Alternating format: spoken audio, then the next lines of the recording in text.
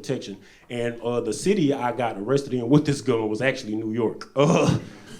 Yeah, I got arrested at the airport. Let me explain some things about traveling with your gun at the airport. If you do this, make sure you put it in a lockbox, check it with the airport, put it in your luggage, and so it goes under the plane, okay? Do not walk your ass through TSA with a gun in your back pocket.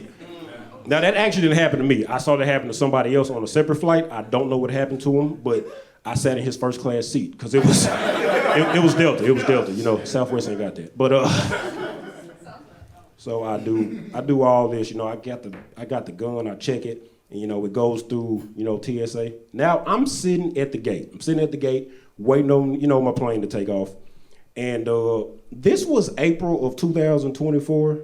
That is important to this story because do y'all remember the New York slapper? Like two people were, okay, so this is a side story, but it's important to the main story. So the New York slapper, like the whole time, because I was there doing shows for like a couple weeks, the New York slapper at the same time, he's going around New York just slapping random white women for like 3 weeks. Just some black dude just going around. Yes, that is a real, we're not the same person, don't worry. You don't see Superman and Clark Kent in the same place, but but no, really, I'm watching this on the news, and I've been keeping up with the story while I was in New York doing my shows. And here's the thing, they would have caught him faster if the police just realized what was going on, because he was specifically slapping young white women, but they didn't figure it out till like the 10th person got slapped. So every day the police just doing false updates. All right, day 2, there's a guy going around, he's slapping New York citizens. Come back a few days later. All right, he's only slapping women. If you are a woman, you should fear for your life.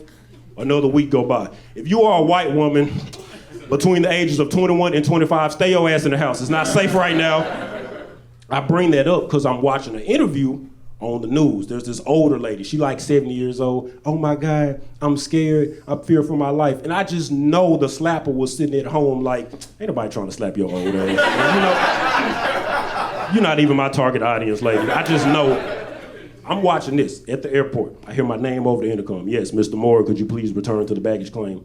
I go down there like, what's going on? I'm trying to figure out what the issue is. I get down there and I see a bunch of police officers surrounding my bag. I know what my suitcase looks like. It's not special. It's a plain black suitcase, but I see my items spread across TSA. Yeah, I got like a 5-pack of Scooby-Doo boxers that I travel with.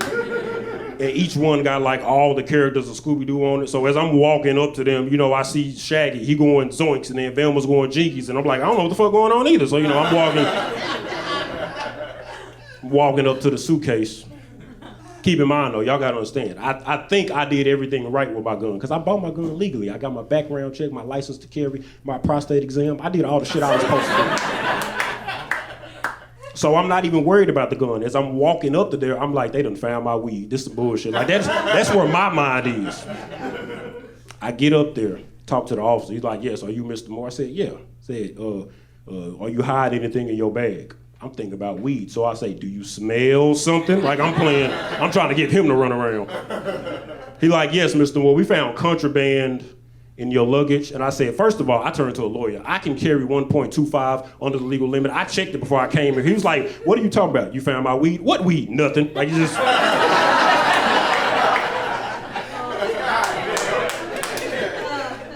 I said, what are you talking about? He said, we found a firearm in your luggage. I said, oh, don't worry about that. Don't worry about that. I have a license to carry. I hand them my license to carry. I'm from Arkansas. That shit don't work in New York. Yeah, they got like these special things, like they got these special licenses. You can only carry a gun in New York if you got this really special, very specific New York license, or if you are a bitch. Now, by bitch, I mean a member of the NYPD. And I'm all papers, I can say whatever I want. So anyway, we go on this long explanation. They explained to me, yes, Mr. Moore, that doesn't work here. We're gonna have to arrest you. And as they're putting me in cuffs, I'm getting tied up, they're taking me away. They said, you got anything you want to say for yourself? And I look at all those people staring at me as I get carried out, and I look down at my Scooby-Doo underwear on the ground. I look at the police, I say, I would have got away with this shit if it weren't for you meddling pigs. Because I cannot help to be hilarious even in the worst situations. So I get down to the jail. What happens when you get to jail? You got your first phone call. Obviously, I called my mother, all right? My mother's concerned about me. Now, I need you to remember, this is April of 2024, okay? That is important for the next thing I'm about to say. Because when I told my mom I was in jail, she screamed into the jail phone, "How did the state of New York arrest my son before P. Diddy?" I'm not making that up. I swear. Because at this point, he wasn't caught yet. Like, I got caught before him, and I didn't even do nothing, I thought. I don't know. Told Mom, everything's gonna be okay. I'll call you in a few hours, get it worked out. So, we're going down the hallway, walking me to the cell.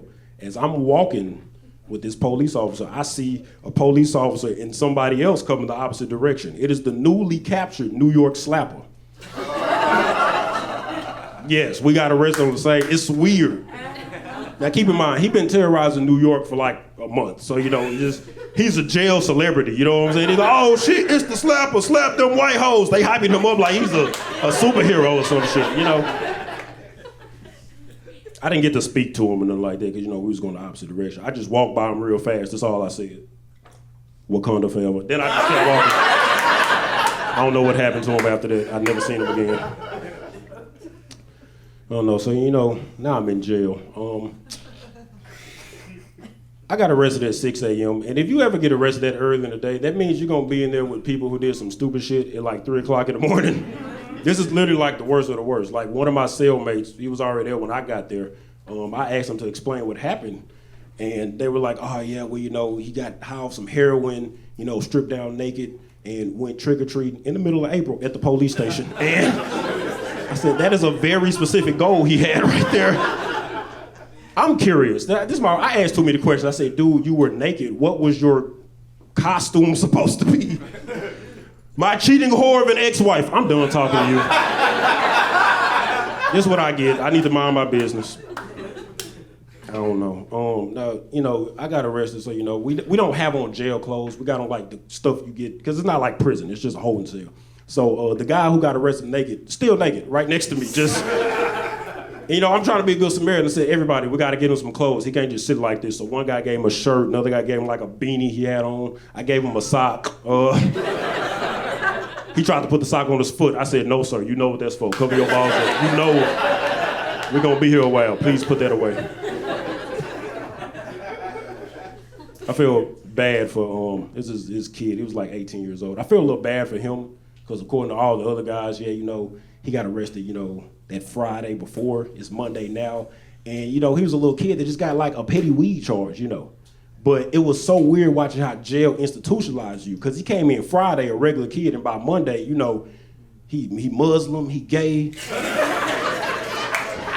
He got tattoos, It's like he speed ran 20 years of prison over a weekend. I've never seen anything like it, I get to go see the judge. I run out the cell, stand by the courtroom, because that's where you wait to see the judge. I see a girl crying. She about maybe a couple years younger than me. She over there sniffling, and she's like, I'm curious. I said, "What happened? Why are you so sad?" She's like, "I just found out I gotta go to prison for 10 years. I said, "What happened?" She said, "My lawyer is a ditzy bitch." Right after that, my lawyer comes out. "There go that stupid bitch right there." Wait a minute. Bring it back. Wait a minute. We got the same, me and you. Okay, hold up. I call her Susan. Her name's Susan. Susan. Hey, there's a rumor going around. Not by me. I didn't start it. That you ditzy bitch. Now I didn't say that, but if you are, you need to stop this shit in the next 5 minutes. Because you don't want to find out somebody bad at your job when you need them the most, right? So we go into this courtroom. Susan like, "Okay, just follow my lead. We're gonna get you out of this. Judge walks up. He said, "Yes, Mr. Moore. It says here you are from Little Rock, Arizona." I said, "No, sir. I am from Little Rock, Arkansas." "Boy, can you read? How'd you read the flight pattern to get here?" I said, "Whoa, slow down. He talking in a fake Southern accent and shit." "Did you come here on a horse?" "I came here on Delta." "Is that the name of your horse? Can you stop this shit?" It's people with 20 years of prison laughing at me because I'm in Arkansas and in New York City. They let me go. But the whole time, the people in the courtroom was laughing. I was just thinking to myself, if I had my gun right now, I would. I don't know. I do not know.